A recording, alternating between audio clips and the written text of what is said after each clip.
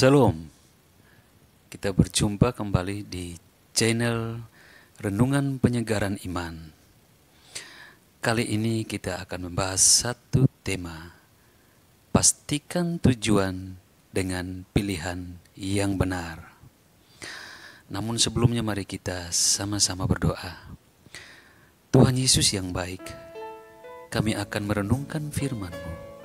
Berkatilah kami. Amin. Dasar firman Tuhan untuk renungan hari ini di dalam Kejadian 13 ayat 8a dan 9. Maka berkatalah Abraham kepada Lot, bukankah seluruh negeri ini terbuka untuk engkau? Baiklah, pisahkan dirimu daripadaku. Jika engkau ke kiri, maka aku ke kanan. Jika engkau ke kanan, maka aku ke kiri. Sahabat, saat kita menghadapi lembaran kertas ujian, ternyata pada salah satu nomor soal terdapat pilihan jawaban yang hampir sama. Apa yang akan kita lakukan? Tentu kita akan memaksakan otak kita berpikir sedemikian rupa untuk mengingat kembali apa yang pernah kita pelajari, agar bisa memilih salah satu jawaban yang paling tepat, bukan?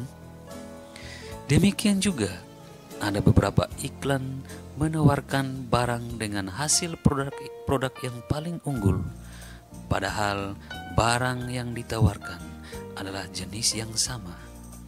Di sini memerlukan kejelian kita untuk memilih. Ada begitu banyak tawaran yang diberikan dunia kepada manusia.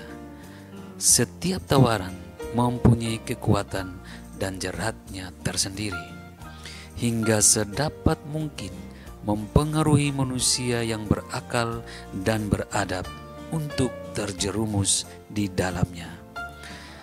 Tawaran-tawaran itu ditampilkan begitu baik dan menarik, hingga hampir dipastikan tidak terlihat oleh mata jasmani akan hal-hal busuk atau tujuan-tujuannya yang membinasakan. Amsal 14 ayat 12 berkata, ada jalan yang disangka orang lurus, tetapi ujungnya menuju maut. Bandingkan dengan kata-kata dalam lagu ini. Di dalam dunia ada dua jalan, lebar dan sempit. Mana yang kau pilih?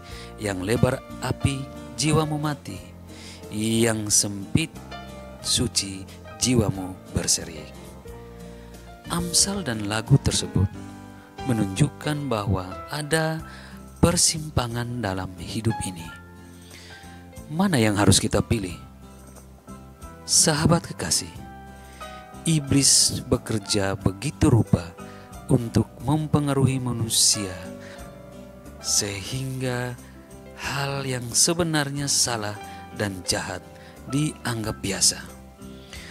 Bahkan sepertinya kita tidak berdaya untuk melakukan apa yang benar, yang seharusnya kita lakukan, ketimbang mengikuti apa yang jahat yang dikehendaki iblis.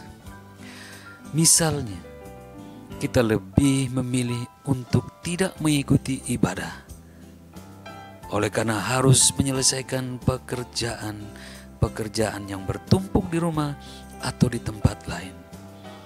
Atau bahkan mungkin menunda pelayanan karena harus memenuhi jadwal undangan yang sudah disepakati dengan rekan bisnis, atau jadwal-jadwal kerja lain yang menjadi tantangannya. Atau masih ada banyak hal lain yang dipakai iblis untuk sekiranya dapat menjauhkan kita dari Tuhan.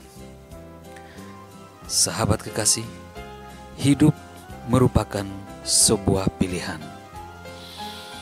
Ular itu berkata kepada perempuan itu, tentu Allah berfirman, semua pohon dalam taman ini jangan kamu makan buahnya, bukan?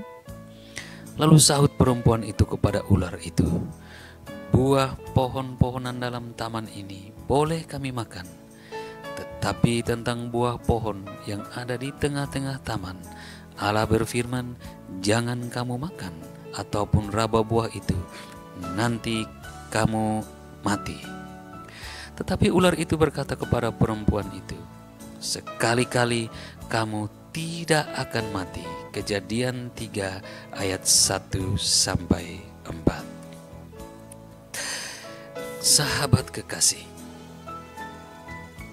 namun Allah sebagai pemberi hidup tidak pernah memaksakan kehendaknya.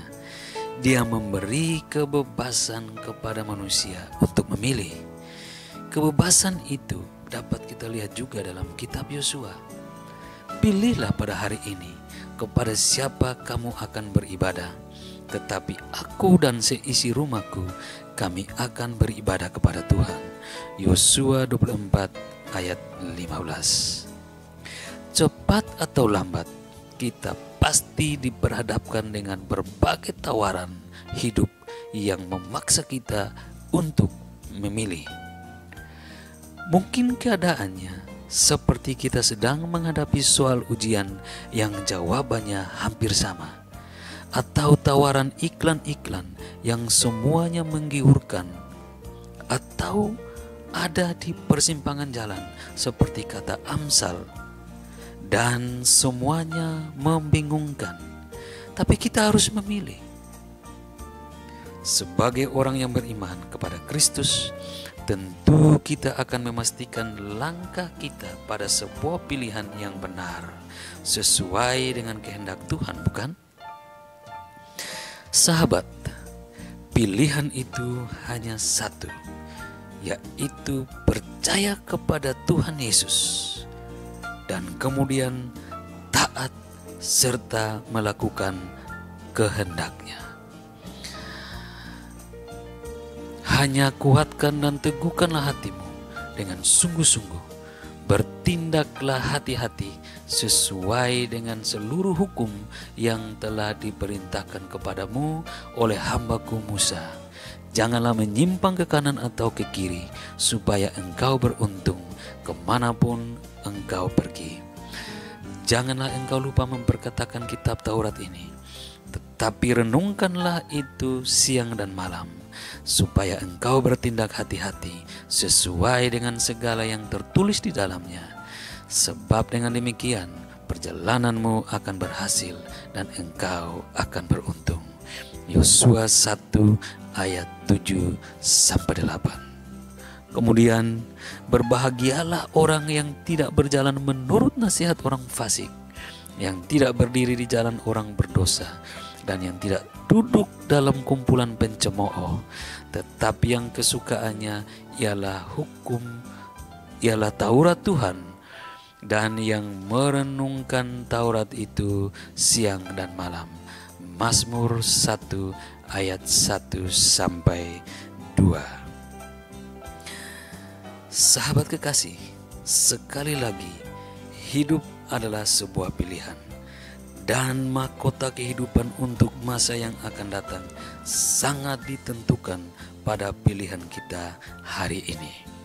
Tetapi kuasailah dirimu dalam segala hal, sabarlah menderita, lakukanlah pekerjaan pemberita Injil, dan tunaikanlah tugas pelayananmu.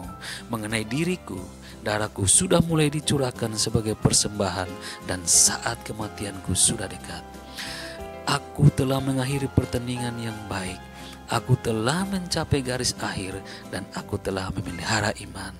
Sekarang telah tersedia bagiku mahkota kebenaran yang akan dikaruniakan kepadaku oleh Tuhan, Hakim yang adil, pada harinya. Tetapi bukan hanya kepadaku, melainkan juga kepada semua orang yang merindukan kedatangannya. 2 Timotius 4 ayat 5-8. Karena itu, bila kita ingin tujuan hidup kita menjadi jelas dan berhasil, maka mulailah hari ini kita harus memilih untuk tetap setia dan taat kepada Yesus. Yosua telah membuktikannya.